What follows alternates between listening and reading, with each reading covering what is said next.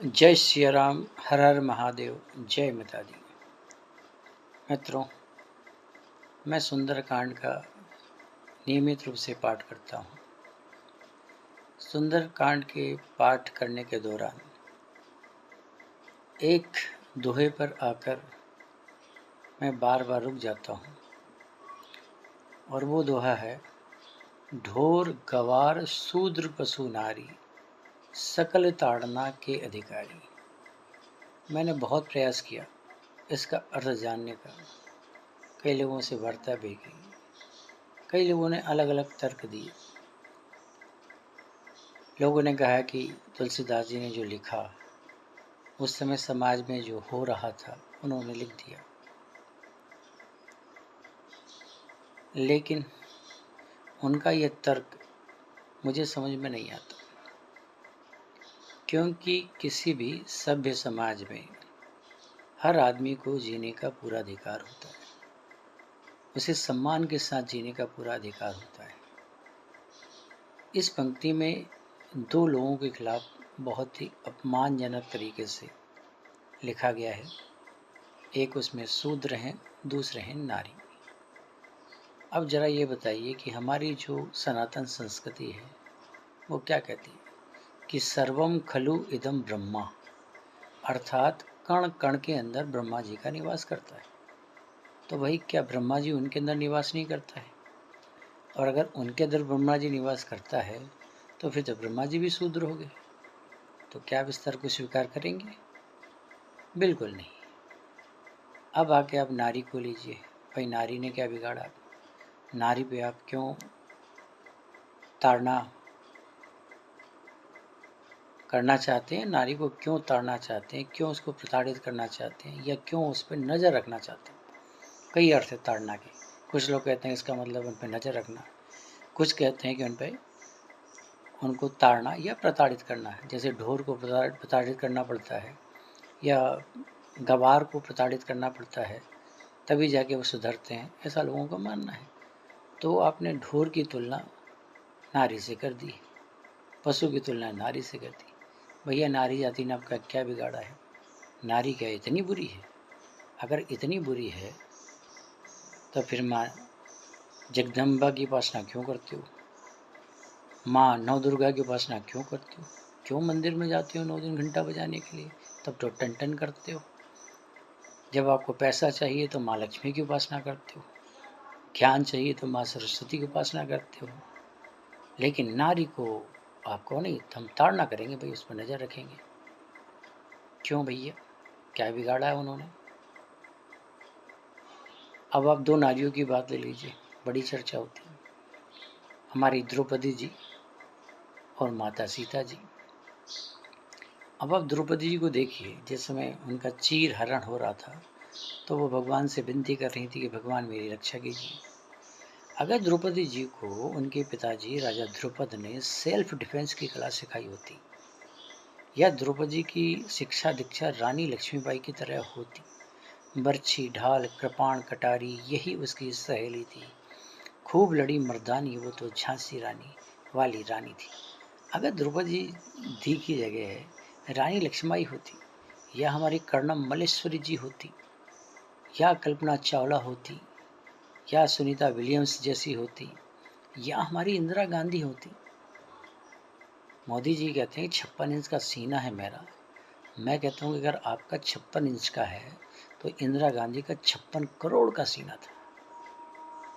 आपने एक जरा सी स्ट्राइक कर ली, ऑपरेशन सिंदूर कर लिया, इतने बड़े आप हो गए। उन्होंने उस समय 1971 में पाकिस्तान के 2 टुकड़े करके फेंक दिए थे। पूरे विश्व में आयरन लेडी के नाम से जानी जाती है। तो भैया, नारी कमज़ोर कैसे हुई? और अगर द्रौपदी जी की जगह रानी लक्ष्मीबाई होती तो देखिए, पर जिस समय वो चीर हरण कर रहा था दुशासन, तो दुशासन के दोनों हाथ बिजी थे, जबकि द्रौपदी के दोनों हाथ फ्री थे। अगर जरा सा सेल्फ डिफेंस आता और 2 झापड़ जड़ देती दुशासन के गाल पर, तो क्या होता? 1-2 झापड़ दुशासन मार लेता। लेकिन आप ये तो देखो कि मान लीजिए, आपने देखा होगा भी रोड पे कोई महिला किसी पुरुष को पीट रही होती है, या कोई स्कूल जाने वाली लड़की किसी लड़के को मार रही होती है, तो लोग क्या करते हैं, उस आदमी की बहुत पिटाई करते हैं। तो दुशासन की तो इतनी कुटाई हो जाती है कि कभी वो दिखाई नहीं देता। इस घटना का संदेश क्या जाता, मैसेज क्या जाता? मैसेज ये जाता कि भैया, महिला अपनी सुरक्षा खुद कर सकती है, उसे अपनी सुरक्षा के लिए किसी और पर निर्भर रहने की आवश्यकता नहीं है। और आज जो भारत विश्व के सबसे पिछड़े देशों में से एक है, क्योंकि यहाँ सिर्फ आधी शक्ति काम करती है, आधी शक्ति घर बैठे रहती है, उसको हम काम करने नहीं देते। यूरोप, अमेरिका जैसे देश क्यों आगे हैं?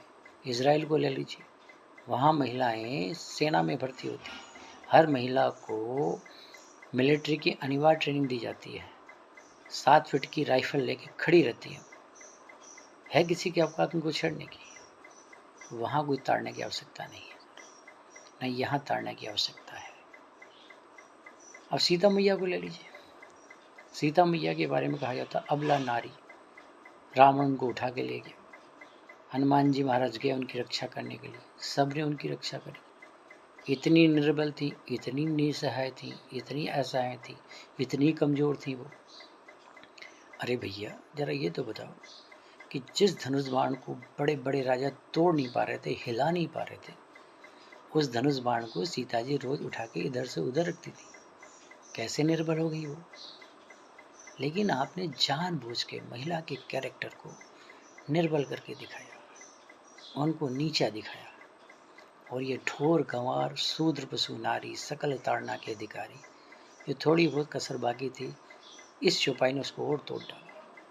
अब छोटा सा बच्चा भी एक बड़ी बच्ची के साथ बाहर टहलने जाता है, या जब कोई बच्ची बाहर निकलती है तो उसका छोटा सा भाई बाहर जाता है, वो उसकी रक्षा करेगा? क्या रक्षा करेगा? अरे भैया, इस सोच से मुक्त होने का समय आ गया है। समाज में समरसता लाने के लिए, सबको बराबरी का दर्जा देने के लिए इस ढोल गवार शूद्र पशु नारी सकल ताड़ना के अधिकारी के दोहा को बदलने की आवश्यकता है।